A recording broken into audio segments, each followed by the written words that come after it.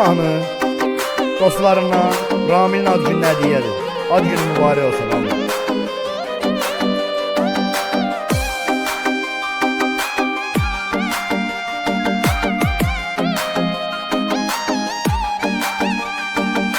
Bugün ad günündür, təbrik eləyirik.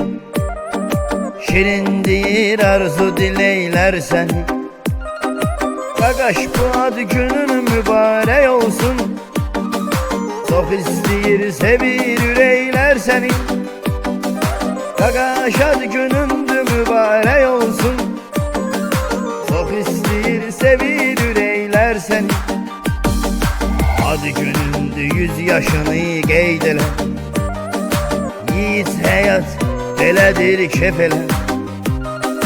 Vermə taban ömür, çalış ki elə. Ramil qaqaşımıza salamlar olsun. Vermə çalış, bu həyatı elə. Ramil qaqaşımıza salamlar olsun. Arzumuzdur səni 100 yaşa. Qaqaş sənə salamım birbaşa. Bugün ad günündür, təbrik eləyirik. Canımız qurbandır Ramil qaqaşın. Ad günündür, təbrik eləyirik səni.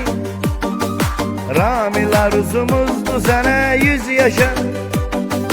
Yaxşıların dostu, qardaşısan sən. Salam göndərirəm sənə birbaşa.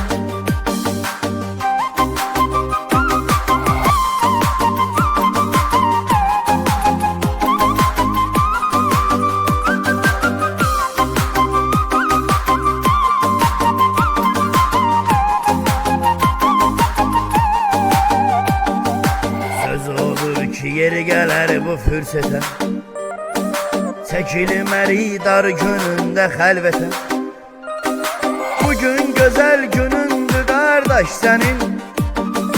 Rəşid də qoşulur bu təbrik niyyətə. Bugün ad günündür qardaş sənin. Rəşid də qoşulur arzu niyyətə. Əli də təbrik edir səni ürəkdən.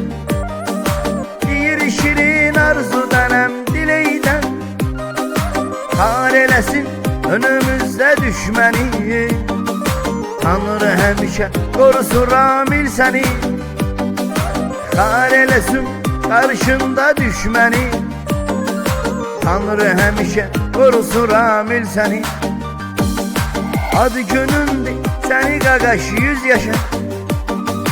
Salamımız var bizim o qaqaşa. Harda yaxşı varsa ürəklər dedi. Niyyətimiz deyir həmişə 100 yaşa.